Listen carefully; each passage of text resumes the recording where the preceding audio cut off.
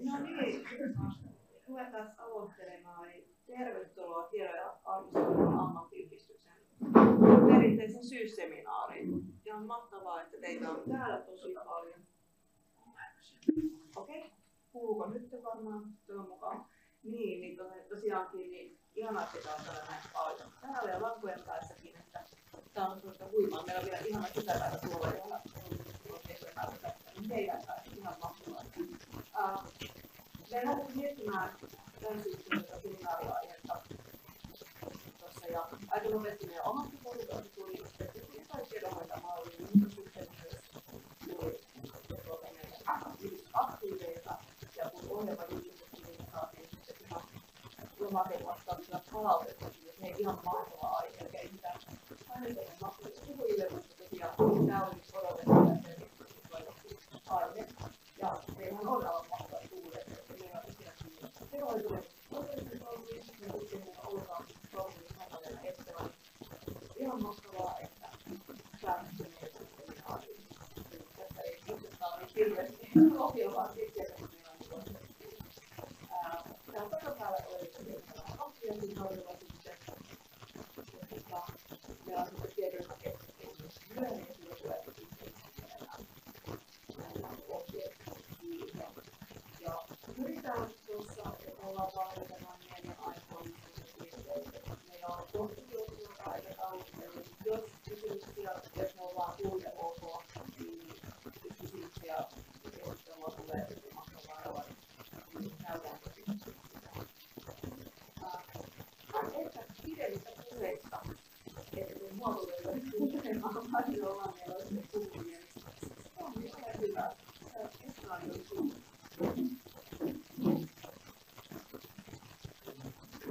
Kiitän kaikista. Okei, päivää. Ja olen oikeasti valtiovarainministeriöstä.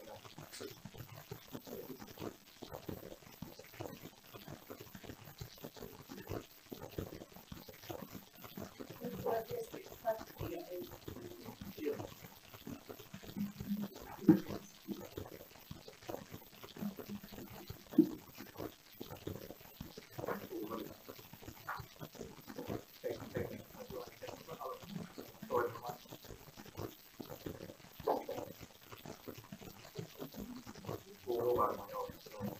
Sitten tulee ilmoittakaa sitten, jos ei kuulu.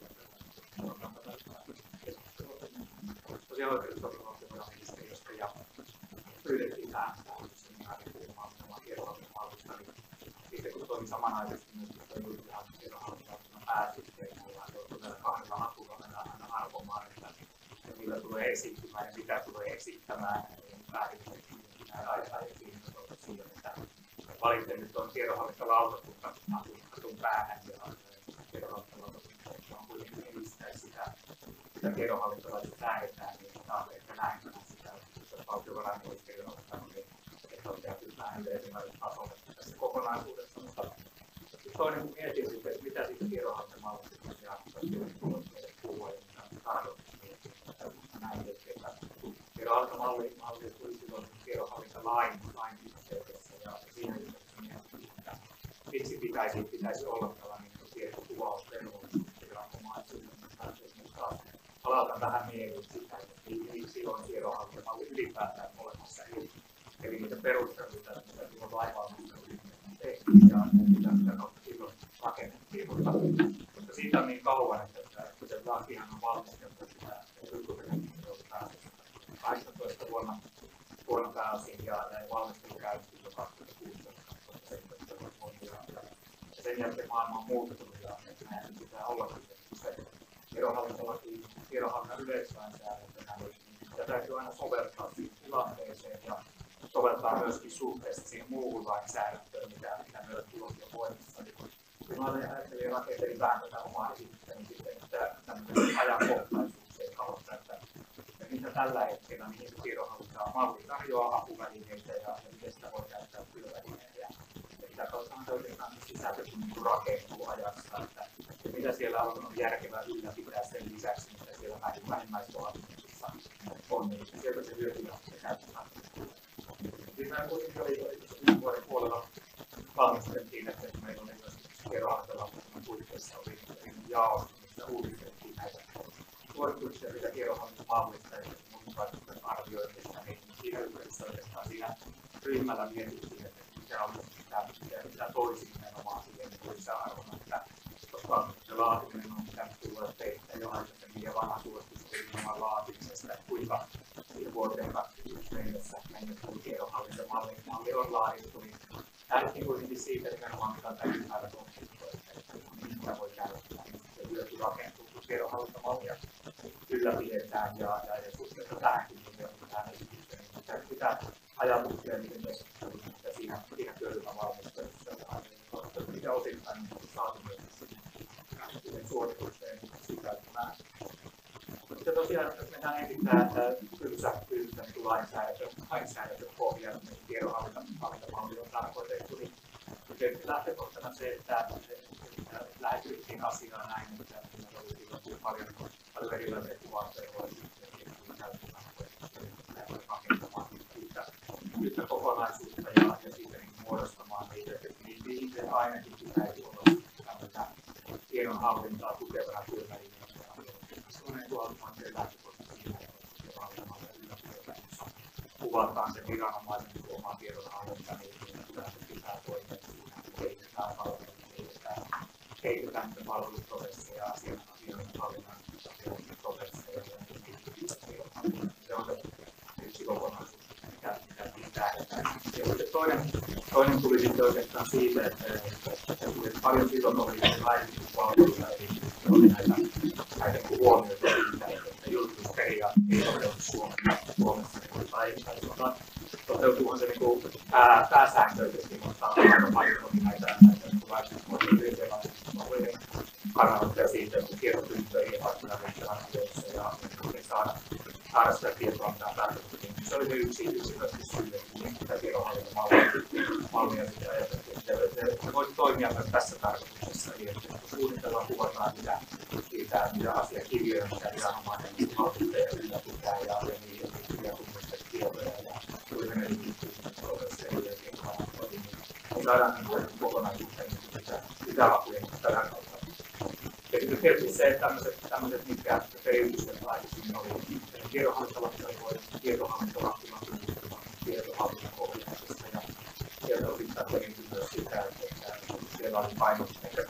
painokkaammin, mikä tiedonhallintolaissa oli se, että tiettyjä tietovarantoja pitäisi hyödyntää ja ei ole kohtamina omia tietovarantoja. Tällä tiedonhallintolaissa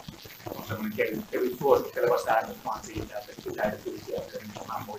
muiden tietovarantoja, mikä ei ole tietysti sen mahdollista, että pitää sellainen täksellä tiimoin. Se pystyy kuvaamaan niitä omia tarpeitaan ja omaa tiedonhallintaa, niin pystyy ehkä sen kautta arvioimaan sitten, että hyödynnetäänkö sitä ajantasaisinta ja laadukkaita tietoa, mitä sitten on käytettävissä. Myöskin tämä tilanne. Sitten myös se, mikä on tämä meidän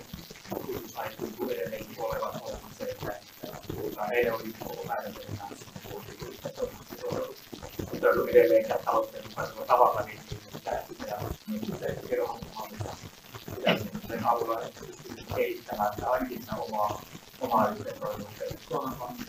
viranomaisen ei siellä missään kiintiössä aika paljon tulee sitä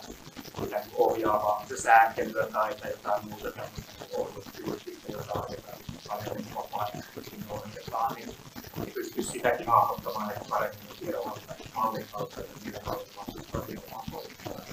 näihin tarkoituksiin. Tietysti se, että tänä päivänä korostuu ja varmasti on se, että kuinka sitten varmistetaan se, että tieto, mitä tarvitaan tehtävissä, on käytettävissä silloin, kun sitä tarvitaan, on kysymys häiriötilanteesta tai on vakavammin poikkeusoloilla. Kaikkeen tähän pitäisi voida olla, niin jos ei tule kokonaisuutta ja tiedä kokonaisuutta, niin aina hankala niitä kohdentaa ja mitoittaa niitä tarkoittaa. Tämähän oli se pohjaperusta, että tiedonhallintamallia lähdettiin vaatimaan ja Ja se, että mitä muuta sillä tavoiteltiin, niin se, että ajatusmaailman näin, että tosiaan tiedonhallintalaki, niin meillä oli historiassa syntynyt paljon sektorikohtaisesti tiedonhallinnan yleissääntely, joka kattaa koko julkisen hallintoon, joka rikottaa siellä täällä ja osa kohdentuvaa valtionhallintoon ja osa kohdentuvaa muuten laajemmin julkiseen hallintoon, eikä ollut sellaista yhtenäistä tasoa koko julkiselle hallinnolle. Se lähtökohta siinä, että tiedonhallintolain ideologiassa ja tiedonhallintolaissa, että päästäisiinkö sellaiseen tilanteeseen, että pystytään purkamaan niitä yksittäisiä sektoritehtäväkohtia, kuvausvelvoitteita ja tiedon ylläpitovelvoitteita ja tuota ne yhteen kokonaisuuteen, jotta saadaan riittävä työväline. Ja samassa yhteydessä tehtiin tietysti se analyysi siitä, että kuinka oli muodostunut tavoin eri käyttötarkoituksiin, niin yleensä tahtoo olla, että mistään käyttötarkoituksista ei luovuta, vaan kaikki on väärin ja lisätään. Pyrittiin tarkastelemaan myöskin siinä tiedonhallintomallin osalta, että mikä on aivan olennaisinta julkisen hallinnon viranomaisille, mitä tietoa sitä oman toimintaympäristön tiedonhallinnasta pitäisi olla kokonaisuudessaan. Voi sen kautta todentaa niitä omia vastuitaan ja miettiä, kuinka meidän tiedonhallintaa toteutetaan. Ja sitten ehkä kolmantena semmoisena, mitä kanssa saatiin paljon palautuksia jollain valmistua, että edelleen kouluttiin siitä kokonaisarkkitehtuurin määritelmästä, niin siihen on yksinkertaisena syydettä, että kokonaisarkkitehtuurin menetelmät, miten ylläpidetään tietoa tai miten kehitetään sitä omaa toimintaa. Tietohallintolain aikana tulee aika vaikea todentaa se, että milloin se velvoite on toteutettu, kun viranomaisille velvollisuus suunnitella sitä omaa kokonaisarkkitehtuuria ja jää silleen voidaan analyysiä. Ja sitten kuitenkin, jos ei sieltä kaikille viranomaisille tulee velvoite, niin sehän on pakko jollain tavalla aina todennäköisesti, että velvoite on toteutettu, niin otetaan sääntelykohteeksi lopputulema, niin ylläpidettävä niin kuin kirjallinen dokumentaatio on sitten sähköisessä muodossa tai missä muodossa kukin haluaa ylläpitää. Näistä lähtökohdista ja tietysti tehdään kuva, jotta sillä saadaan vaikuttavuutta oikeasti niihin tiedossa. Kuvaista laaditaan ja pakottaa miettimään ja suunnittelemaan niitä asioita koko organisaation kannalta, mitä on kaikki meidän tehtäviin liittyvä tiedonhallinta ja mitkä on menetelmät suhteessa siihen ja se suunnittelu ja sen tiedonhallintamallin laadinta tuotannosta pakottaa miettimään sitä, miten voimme yhdenmukaistaa ja miten ottaa sitä omaa tiedonhallintaa parantaa sen laatua. Ja kuvattu tiedonhallintamalliin, niin pitää täytyy katsoa ymmärtää, että pitäisi myöskin kuvata sitä todellisuutta. Ja tiedonhallintamalli kuvataan, että kuinka meidän tiedonhallinta on järjestetty, kuinka tavalla sen kokonaisuuteen suhtautua. Mutta nämä olivat taustoja, mitä sitten lähdettiin tekemään. Ja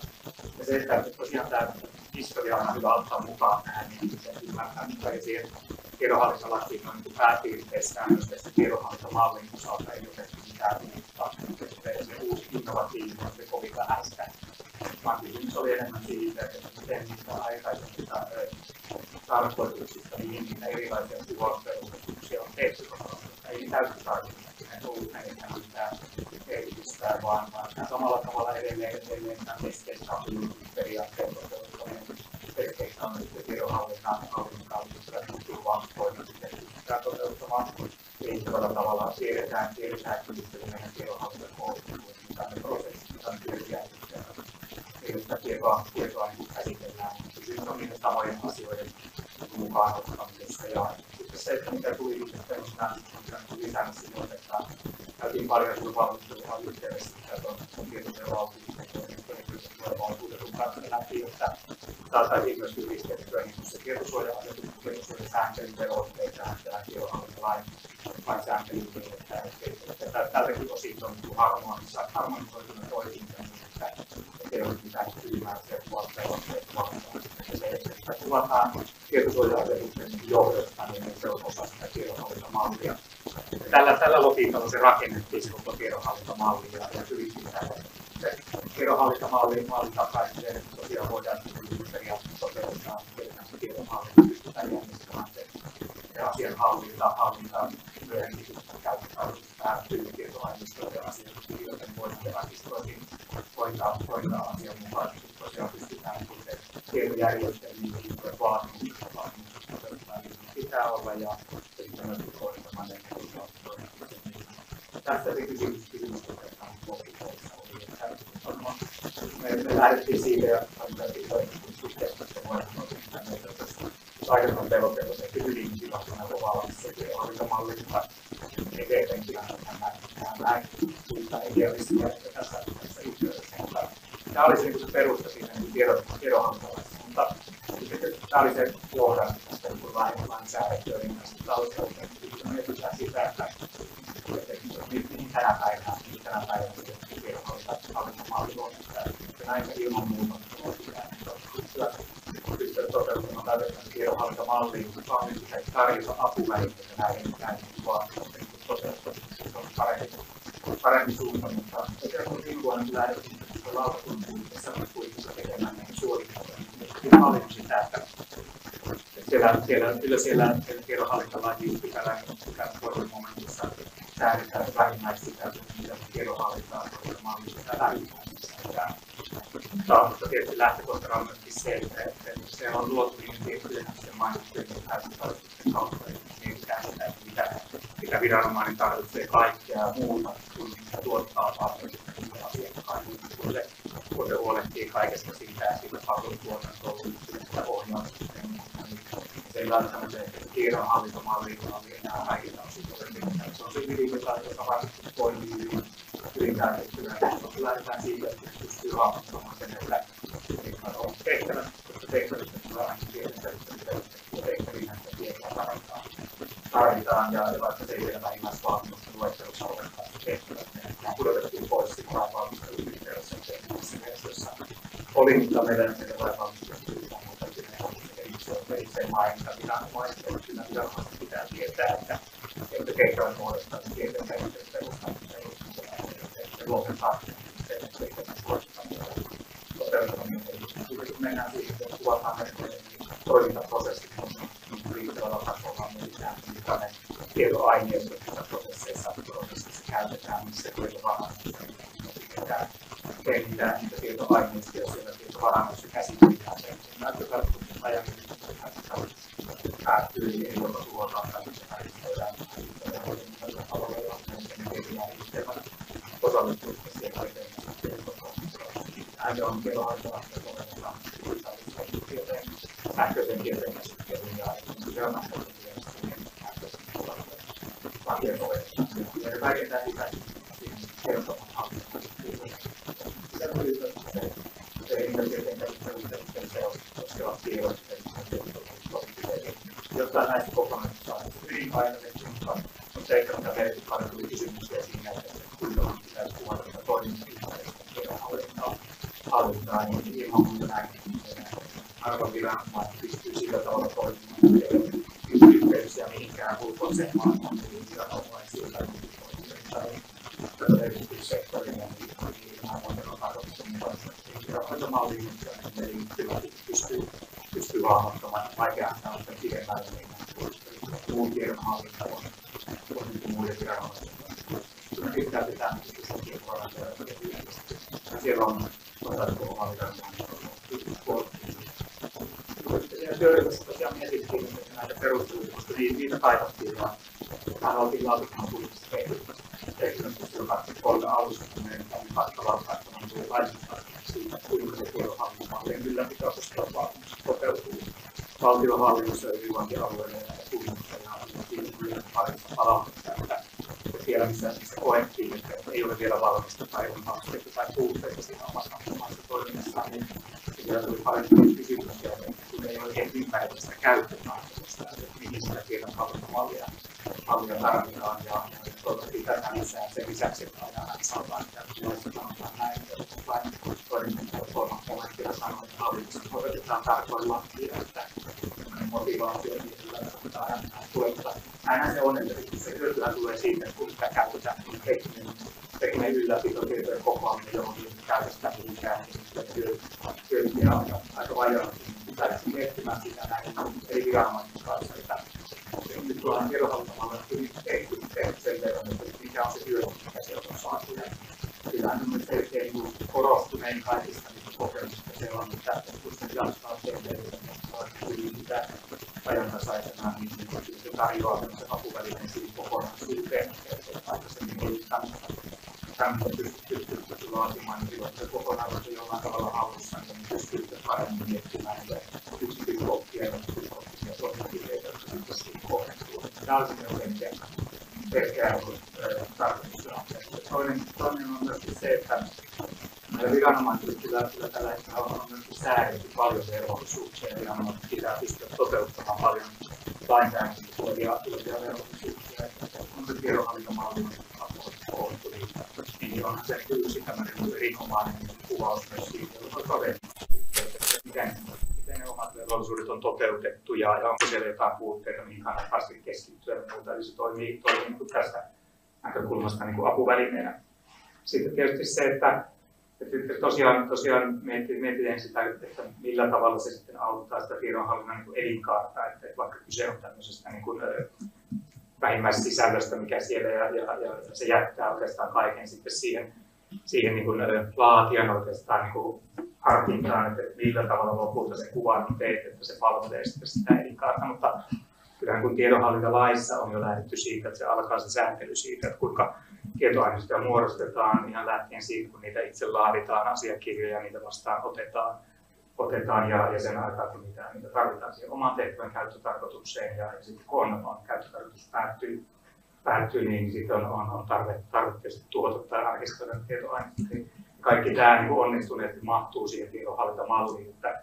tietysti ne viranomaisten väliset tämmöiset hyvät käytännöt esimerkiksi poikkeavat, että osa on lähtenyt siinä, että elinkaari näkyy paremmin tämmöisenä prosessuaalisena hahmotuksena enemmän ja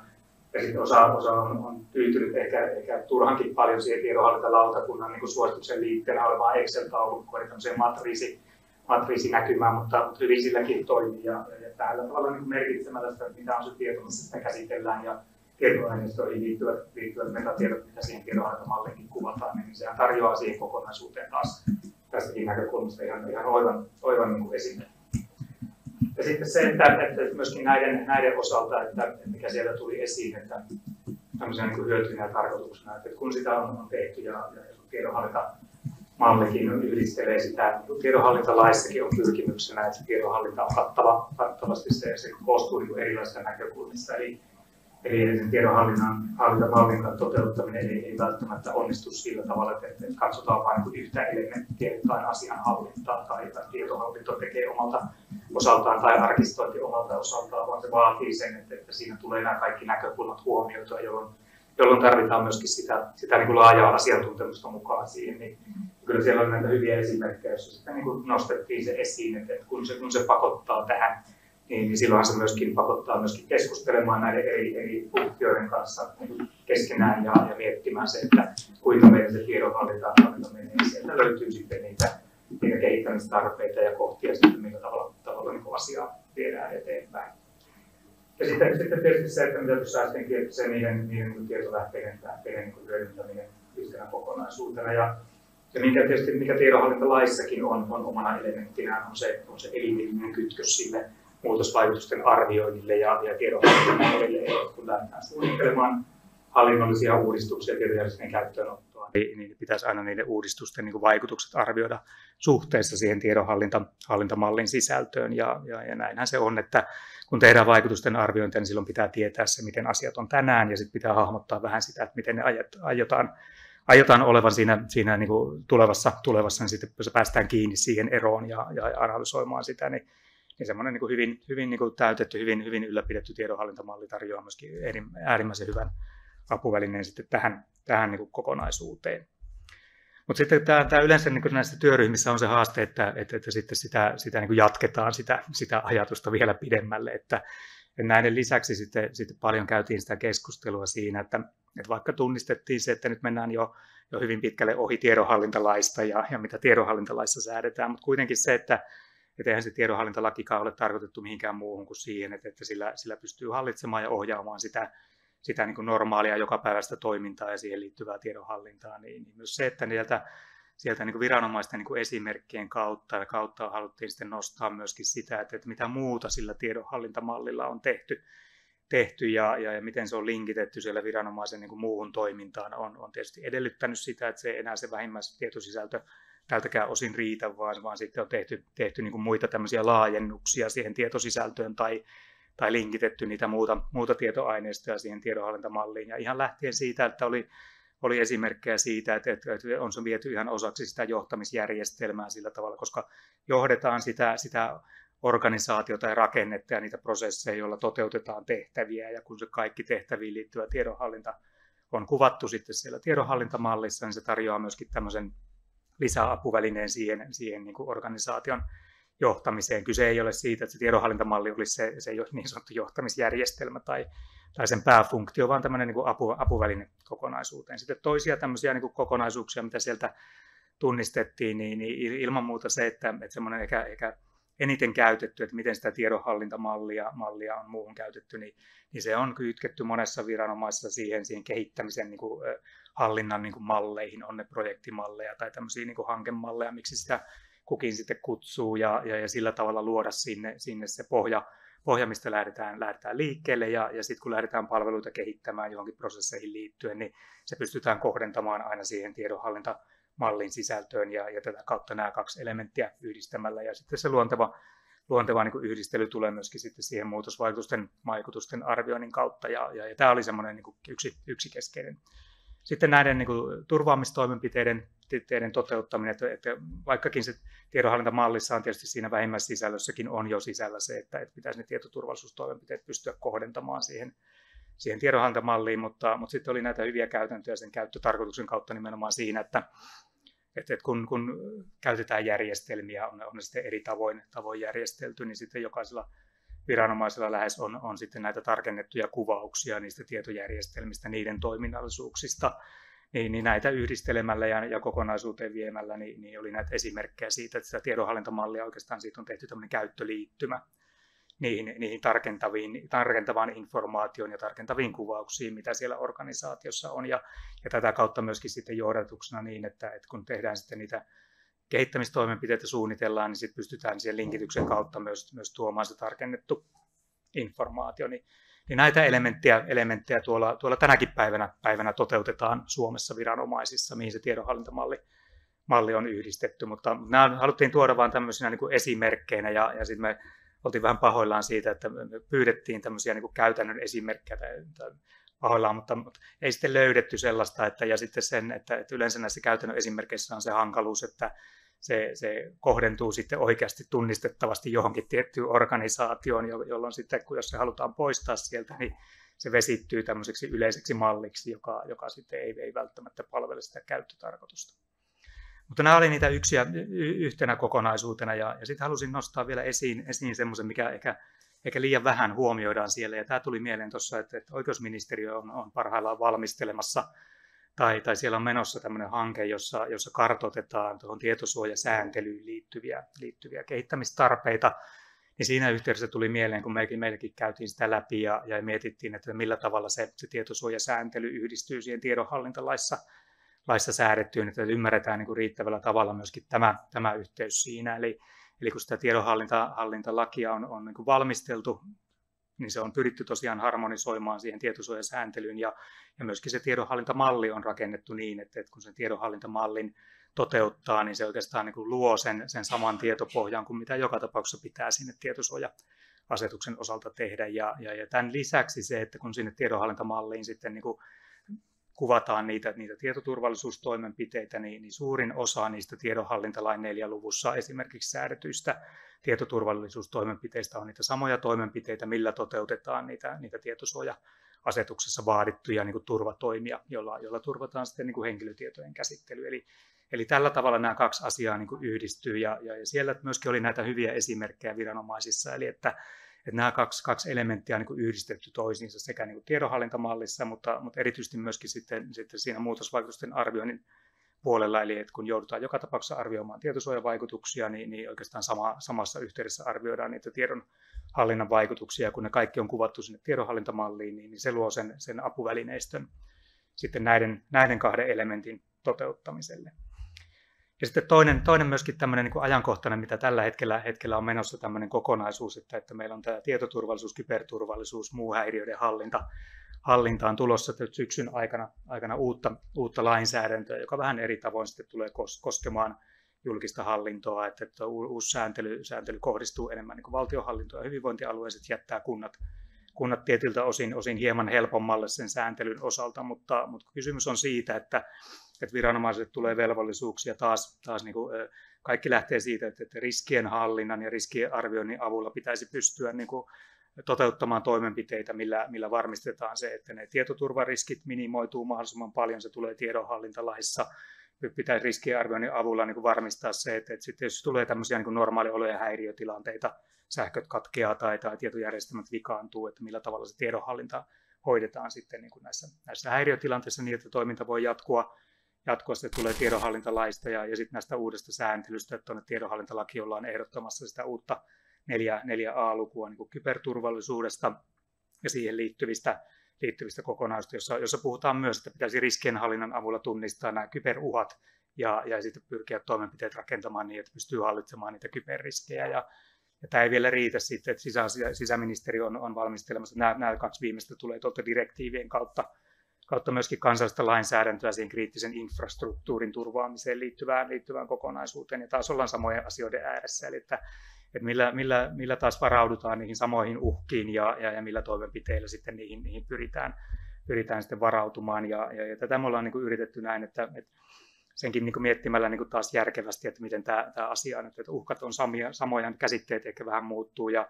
todennäköisesti toimenpiteetkin on samoja, niin se tiedonhallintamallihan tarjoaa tällaiseen nimenomaan siihen näiden kohteiden tunnistamiseen ja sen oman toiminnan niin kuin sen kriittisyyden määrittelyyn aivan erinomaisen niin kuin apuvälineen niin, että siellä kun pystyy tunnistamaan se, että mikä on sitä kriittistä toimintaa suhteessa siihen, että mikä on esimerkiksi erilaisissa häiriötilanteissa sitä, mikä on pakko pyrkiä niin kuin mahdollisimman nopeasti saattamaan taas normaalitilaan tai mikä sitten voidaan jättää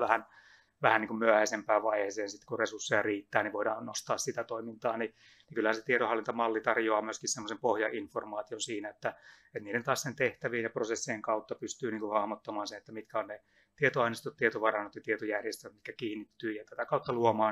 luomaan sitten niitä tarvittavia, on ne sitten tietoturvallisuustoimenpiteitä tai kyberturvallisuustoimenpiteitä tai toimenpiteitä, millä sitten hallitaan häiriötilanteita lainsäädännöstä riippuen, niin ne on käytännössä hyvin pitkälle samoja. Eli tällä tavalla se tiedonhallintamalli kokonaishallinnan niin kuin apuvälineenä tulee kyllä varmasti palvelemaan sitten eri viranomaisia tuossa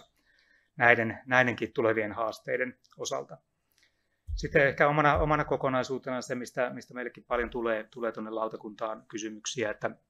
johtuen vähän varmaan sitä tiedonhallintalain niin kuin sääntelyn haasteestakin, että se ei ihan oikein tunnista sillä tavalla, että maailma on menossa siihen suuntaan, että me käytämme entistä enemmän yhteisiä palveluita ja hyödynnämme yhteisiä tietovarantoja ja silloin yleensä kun hyödyntää tämmöistä yhteistä palvelua niin, ja jos pitäisi varmistua niistä kaikista omista velvoitteista ja niiden toteutumisesta siellä yhteisessä palvelussa, niin se tuo aina niitä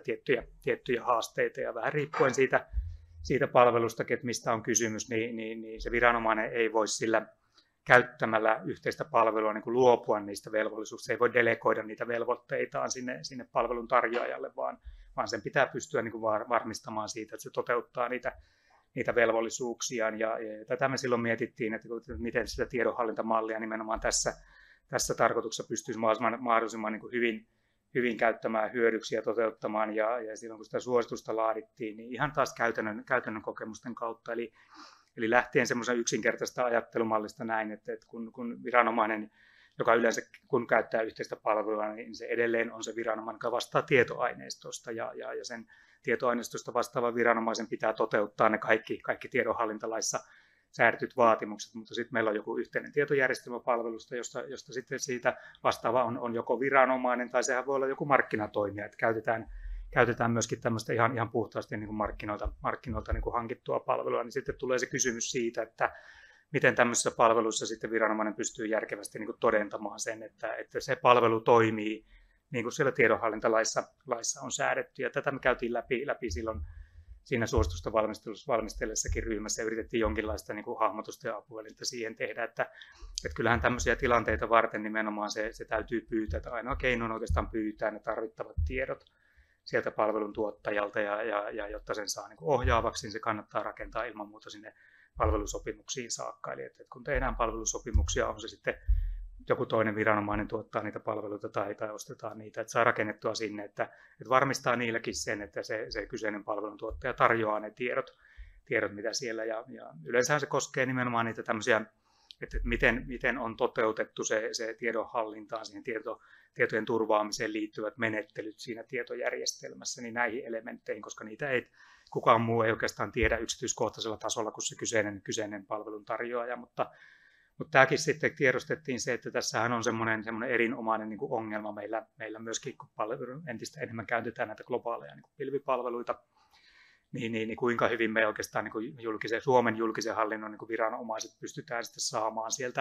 sieltä niin kuin palveluntarjoajilta sitä tarvittavaa informaatiota, jotta pystyisi varmistumaan siitä, että se tiedonhallintalaissa tai muussakin tiedonhallinnan yleislainsäädännössä olevat vaatimukset tulee toteutettua, että se on sellainen niin kuin tunnistettu kohta, mikä edelleen kyllä vaatii semmoista niin kuin miettimistä ja kehittämistä, että miten tämän elementin saisi vietyä. Että sanotaan ainakin sille tasolle, että tämmöiset, niin kuin, se ei turhaa estäisi se, että ei pysty todentamaan niitä vaatimusten toteuttamista, niin sitä myöskin tämmöisten verkon yli tarjottavien pilvipalveluiden käyttöä niin kuin tarkoituksenmukaisella tavalla, niin tämmöinen epävarmuus, eli että pystyisi jotenkin tätäkin rakentamaan. Ja tietysti meillä on ollut semmoinen ajatusmalli, taisi ottaa se valtiovarainministeriön hatun nyt päähän, kun ei tiedonhallintalautakunta, eli että kun meillä viranomaiset tahtoo olla, se vipuvarsi on liian pieni yksittäisillä viranomaisilla, että tämä olisi oikeastaan semmoinen vähän niin kuin kansallinen projekti siinä, että saadaanko me tehtyä semmoista niin kuin neuvotteluasemaa julkiselle hallinnolle siitä, että pystyisi näitä globaalimpiakin tämmöisiä isompien tuottajien kanssa käynnistämään sen keskustelun. Ja yksi esimerkki, että keskustelu saatiin, että meilläkin oli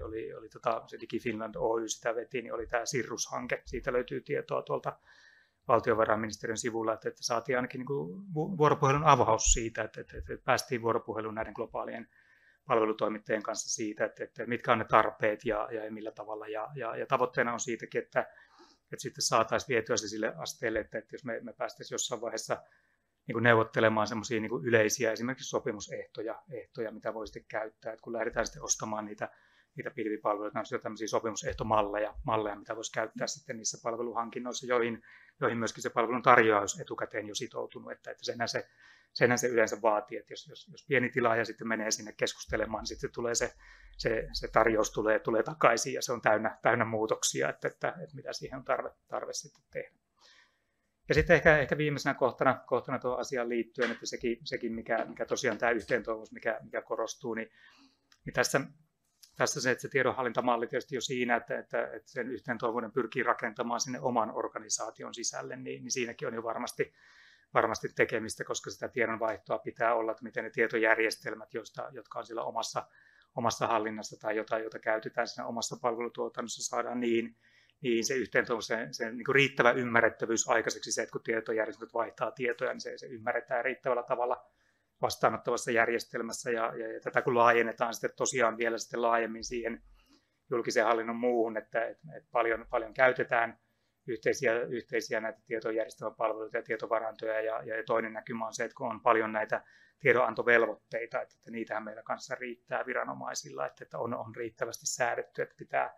pitää muille antaa tietoa, niin samalla tavalla puolin ja toisin niin niiden hahmottaminen sinne tiedonhallintamalliin, eli että pystyisi sen avulla, kun niitä liittymiä miettii sinne, niin katsomaan myöskin sen, että mihin se perustuu se velvollisuus luovuttaa tietoja, mihin se perustuu se oikeus saada tietoja. Jo tämmöiselläkin läpikäynnillä niin näkee sen aika hyvin sitten sen, että pystyy katsomaan sitten sitä, että miten ainakin sen oman oikeuden pystyy varmistamaan, jos tarvitsee sitä tietoa niin kuin muilta viranomaisilta tai palveluista. Ja samalla tavalla myöskin sitten, että kun sitä tietoa niin kuin on tarkoituksenmukaista jossain tilanteessa viedä saataville niin kuin ihan tuonne niin kuin avoimeksi tiedoksi tai muulla tavalla, niin vastaavalla tavalla niitä hahmottaa sinne tiedonhallintamalliin, niin pystyy sitten myöskin siinä ne taustaprosessien kautta niin kuin sen linkittämään siihen muuhun tiedonhallinnan kokonaisuuteen ja tätä kautta niin kuin tuomaan semmoista, niin kuin, ei säädetä suoraan siinä tiedonhallintalain 5 pykälän toisessa momentissa, mutta tuomalla semmoista niin kuin lisää informaatiota, ekstra tietoa siihen tiedonhallintamalliin niin hyvin pienillä laajennuksella pystyy sitten palvelemaan sitä omaa tarvetta myöskin sen yhteentoivuuden niin kuin kehittämisen osalta. Ja sitten jos mä tuohon loppuun tämmöinen vielä tosiaan mainospuhe, kun me saatiin tuossa vähän niin kuin eteenpäin asioita, niin nämä mitä tuossa kävin läpi, niin osittain laista ja sitten siitä suosituksesta, mutta mielellään tuolta lautakunnan puitteissa otetaan vastaan, että jos teillä on niin kuin kysymyksiä tai kehittämisehdotuksia tai mitä tahansa muuta, niin matalalla kynnyksellä ottakaa vaan yhteyttä, koska se on se tapa, millä tavalla me yritetään ainakin sitten niin kuin miettiä, että mitä on ne seuraavat toimenpiteet, millä yritetään niin kuin viranomaisia tukea. Ja laitoin tuohon, että me saatiin tuossa viime viikolla lautakunnan kokouksessa, tehtiin tarkistukset tämän syksyn tehtäviin, että pieniä muutoksia tehtiin siihen tämän vuoden toimintasuunnitelmaan, että josko tällä saataisiin sitten asiat valmistumaan ja varmistetaan ainakin, että sellaisia tiettyjä asioita, jotka on roikkunut, esimerkiksi ne opetustoimen säilytysaikojen määrittelyä koskevat tiedot, että jos me vihdoinkin saataisiin ne nyt tämän syksyn aikana valmiiksi, niin karsittiin vähän muuta, että yritetään panostaa tähän, että saadaan näitä asioita sitten tehtyä. Ja sitten on uusi suositus siitä tiedonhallintamallista, keskittyy enemmän juuri näihin tarkoituksiin kuin sitten siihen varsinaiseen niin kuin tiedonhallintamallin laatimiseen, mutta se oli niin kuin tarkoituskin, koska se laadinta on tosiaan ollut jo tullut tarkoitus tehdä niin kuin aikaisemmin, niin päätän tämän esitykseni tähän. Ja tosiaan tuossa on tuo sähköpostiosoite, niin sieltä saa kysyä mitä tahansa, ainakin tiedonhallintalakiin liittyvää. Kyllä.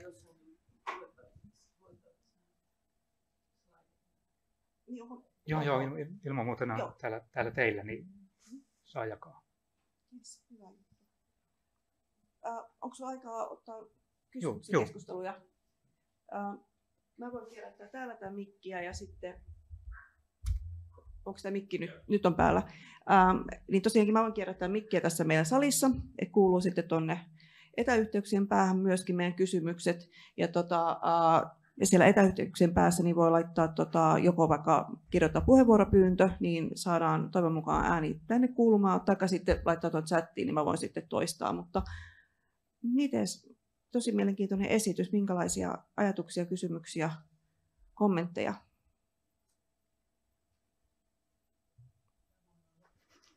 No niin, eli auki. Ei ole kysymys eikä edes oikein kommenttikaan, mutta siinä alussa oli puhe siitä julkisuusperiaatteesta ja sen toteutumisesta. Ja muun muassa asiakirjajulkisuuskuvauksen tarkoitus oli parantaa tietopyyntöjen laatua. Niin vaan ehdotus, en tiedä onko se niin kuin toteutettavissakaan, mutta nythän niiden on pitänyt olla olemassa niiden asiakirjajulkisuuskuvausten jo useampi vuosi. Onko mitään konstia, jolla voitaisiin selvittää, että onko tietopyyntöjen laatu parantunut ollenkaan? Joo, tämä on ihan hyvä kysymys. Siis keinoja varmasti on siitä se ne varmasti löytyy, että meillä on tietysti hankaluus niin kuin lautakunnan puitteissa se, että siitä tietopyynnöstä säädetään julkisuuslaissa ja siitä menettelystä, miten tietopyyntöihin vastataan, niin säädetään julkisuuslaissa. Eli meidän niin kuin lautakuntana on hirveän vaikea sitä, mutta kyllä me ollaan... Kyllä näin, ja sitten mietin just tätä, että tämmöisenä, että otan ilman muuta talteen sen tuonne ehdotuksena, kun kyllähän me ollaan niin kuin muissakin näissä, että vaikka se esimerkiksi tiedonhallintalautakunnan niin kuin laillisuusarviointi ja se arviointimahdollisuudet on niin kuin kapeita, ne on sieltä, mitä tiedonhallintalaissa säädetään tarkasti, muuta ei voida niin kuin arvioida, mutta juuri sen kontekstinkin saamiseksi me monesti kysytään semmoisia niin kuin ylimääräisiä kysymyksiä siitä, esimerkiksi kun tiedonhallintamallia arvioitiin, niin kysyttiin sitten niistä, että minkälaisella prosessilla ylläpidetään. Ei tiedonhallintalaissa ei säädetä prosessista, mutta juuri että saadaan sitä käsitystä vähän siitä, että miten se asiantila on tällä hetkellä Suomessa, koska ne on niin ensiarvoisen tärkeää aina ymmärtää, jotta sitten voi valita niitä seuraavia toimenpiteitä. Ja sitten myöskin se, että mitä me koko ajan, niin kuin, taas tämä kahden hatun systeemi, niin se, että koko ajan me mietitään, että mitä sille tiedonhallintalaille pitäisi tehdä myöskin, että saadaan sitä, koska ei laki ole niin kuin voimassa tästä ikuisuuteen, vaan sehän on väline. Sillä yritetään niin kuin saada aikaiseksi niitä hyviä tarkoituksia, mihin se on niin kuin laadittu, ja se pitäisikin pystyä aina niin kuin säännöllisin ajoin aina arvioimaan, että onko se edelleen ajan tasalla vai pitäisikö sitä viedä johonkin suuntaan. Ja käytetty niin kuin esimerkkinä sitä, että kyllähän tuo meidän julkisuuslaki on hieman liian vanha sillä tavalla, että se on tuolta viime vuosituhannelta kuitenkin eikä sitä, se on ajalta ennen voimassa olevaa perustuslakiakin, eli että se on sillä tavalla niin kuin voisi olla ajantasaista. Yritetään se, että tiedonhallintalaille ei kävisi samaa, vaan että se säännönmukaisesti niin kuin riittävän usein tarkistetaan, niin myöskin tässä yhteydessä, vaikkakin taas se asiakirjapyynnöt on siellä julkisuuslaissa, mutta pohditaan.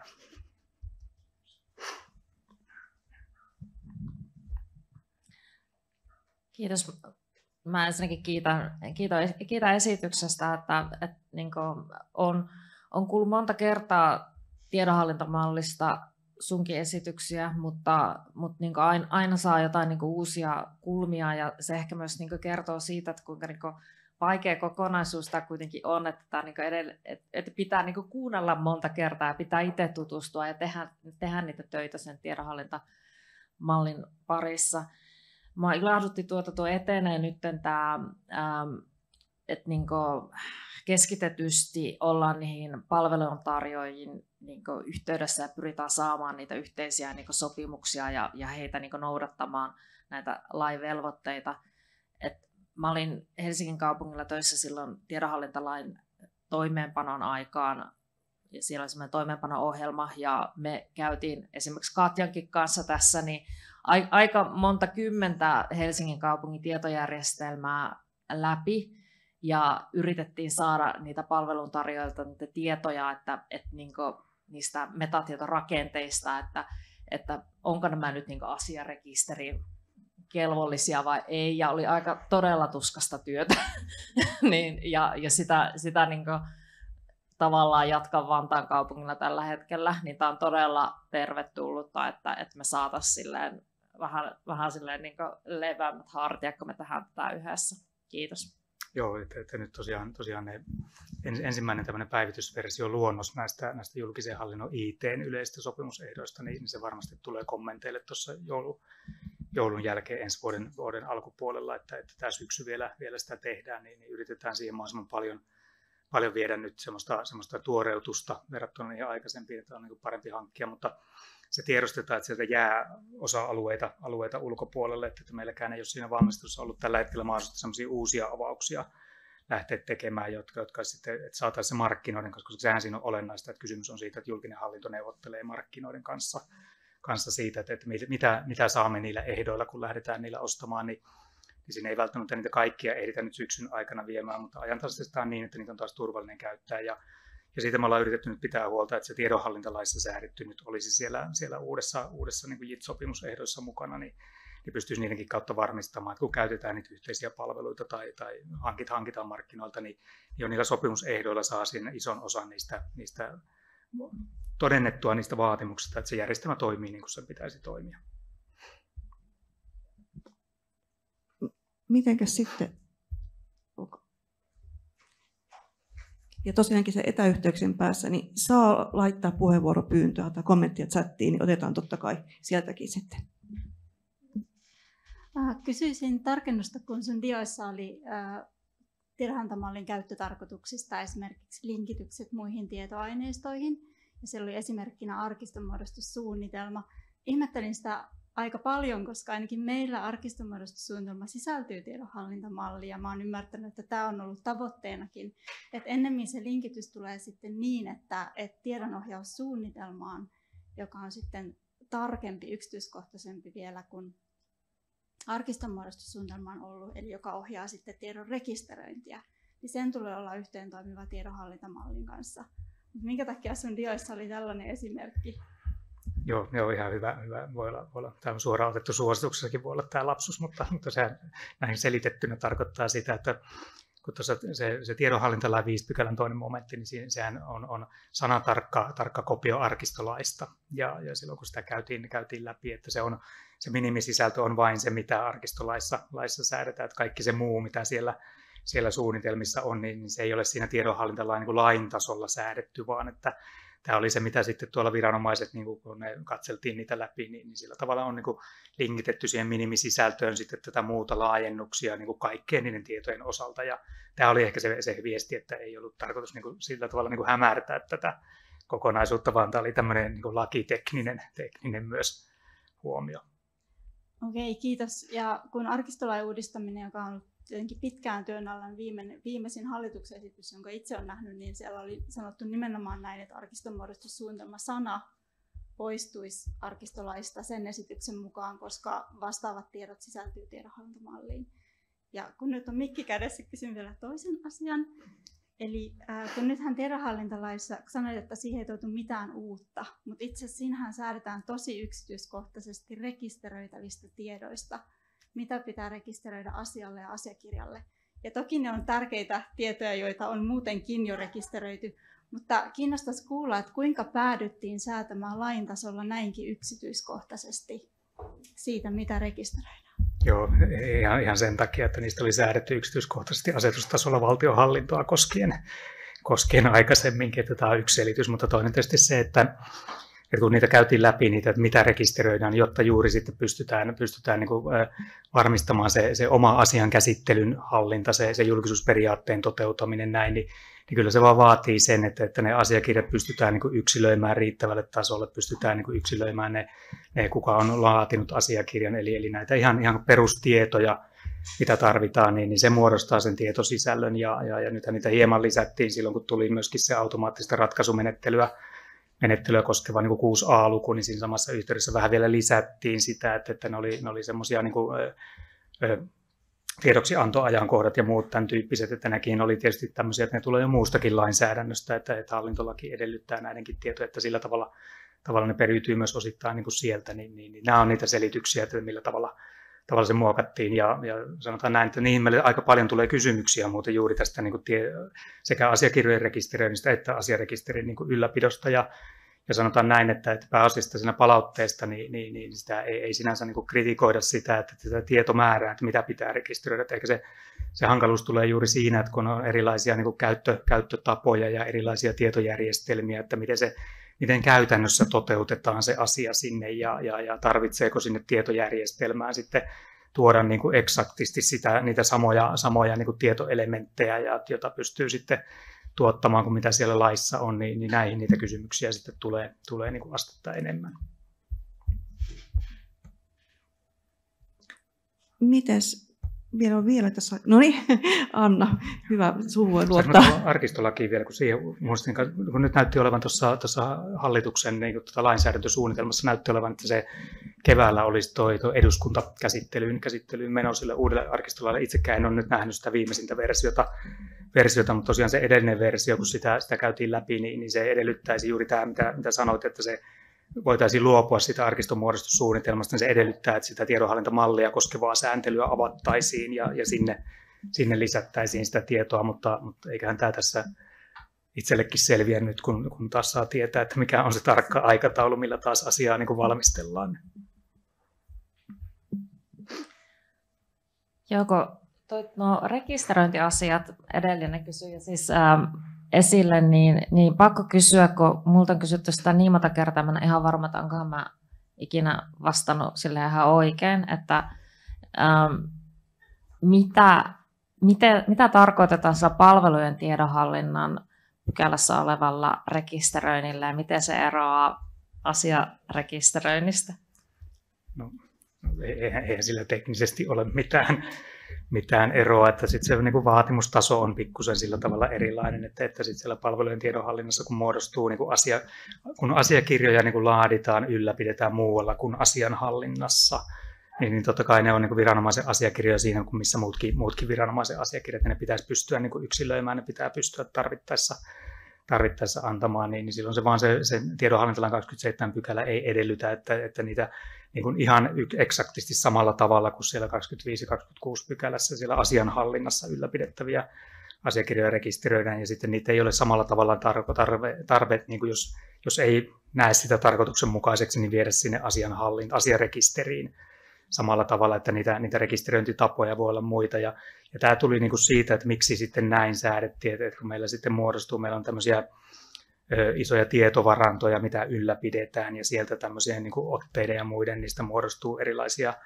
asiakirjoja, ja sieltä tulee semmoista niin kuin asiakirjaliikennettä, jota ei sitten, se ei pyöri niin kuin käytännössäkään täällä asianhallinnan kokonaisuuksissa, niin sillä tavalla siitä niin kuin muodostettiin semmoinen kevyempi velvoitteiltaan, ei niin tarkkoja velvoitteita, mutta kuitenkin, että viranomaisille semmoinen kehotus, että myös ne muut ovat viranomaisen asiakirjoja, ja niistä täytyy niin kuin sillä tavalla tietää, että mitä ne on, ja ne täytyy pystyä niin kuin yksilöimään. Ja sitten tosiaan, kun niistä tietoaineistosta muodostetaan niitä asiakirjoja, että niin sehän on se hetki, jolloin täytyy sitten pohtia että mikä on sitten se tapa, että mutta mikään ei estä myöskään rekisteröimässä sitä sinne asiarekisteriin, että se ei ole missään tapauksessa niin kuin kielletty, jos se nähdään niin kuin tarkoituksenmukaiseksi. Mä jatkan tästä samasta aiheesta, eli jos kun tiedonhallintalakia uudistetaan ja päivitetään, niin kohtaa ehkä voisi vähän selkiyttää, mutta myöskin ehkä lainsäätäjien suuntaan voisi selkiyttää, mitä sillä tarkoitetaan, koska ainakin muutamissa uusissa laeissa, siis tiedonhallintalain jälkeen tulleissa laeissa, muun muassa whistleblower-laissa, mainitaan rekisteröinti, mutta siitä ei käy ilmi, että minkä tyyppistä rekisteröintiä sillä tarkoitetaan, eli kuinka raskas sen pitää sen menettelyn olla. Että niin kuin vähän myöskin, no totta kai sit kontekstista tehdään tulkintoja ja toivotaan, että ne riittää, mutta tietysti se olisi ihan toivottavaa, että lait olisi myös sillä lailla selkeitä, että niistä kävisi ilmi. Toki varmaan aika mahdotonkin tehtävä. Mutta rekisteritietoihin liittyen nyt tällä hetkellähän on just päättynyt tuo Kansallisarkistolausuntopyyntö, jossa on ollut muun muassa siis seulontapäätöksestä, jossa on ollut nämä rekisteritiedot mukana. Ja se on vaikea kokonaisuus, koska jos puhutaan asiankäsittelyjärjestelmistä, se tarkoittaa muutakin kuin asianhallintajärjestelmiä, jossa nämä asiat on kunnossa, mutta monet vanhat järjestelmät, joissa tehdään asiankäsittelyä, niin sieltä ei millään saa ulos niitä rekisteritietoja, vaikka niitä niin kuin monesti ehkä tarvittaisikin. Niin se on kyllä semmoinen mielenkiinnolla seurataan, että minkälaisen ratkaisun ne tekee sen rekisteritietojen osalta. Tämä nyt ihan vaan kommenttina. Joo, kyllä, ja tästä samasta asiasta lautakuntakin vähän lausui sillä tavalla, että pitäisi ehdottomasti niin kuin arvioida se, jos vaaditaan tällaista, niin myöskin se kustannusvaikutus asialla, ja näin se pitäisi, että määräyksiin kuuluu se, että viranomainen antaa määräyksiä, niin siinä pitäisi olla taloudellistenkin vaikutusten arviointi niin kuin rinnalla, mutta tähän toiseen, jos mä saan kanssa ottaa kiinni tähän nimenomaan, että sehän, että täytyy itse tarkistaa kanssa tuo laki, minkä sanoit, että se, miten niin kuin Suomessa niin kuin lainsäädännöllä ohjataan lainsäädäntöä, niin sehän menee niin, että yleislailla ohjataan erityislakeja, jolloin sitten, että jos erityislaissa säädetään niin kuin rekisteröinnistä,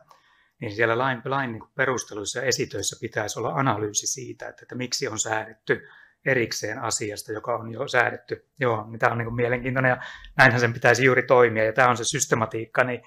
tässäkin havaitaan se, että se ihan tämä niin kuin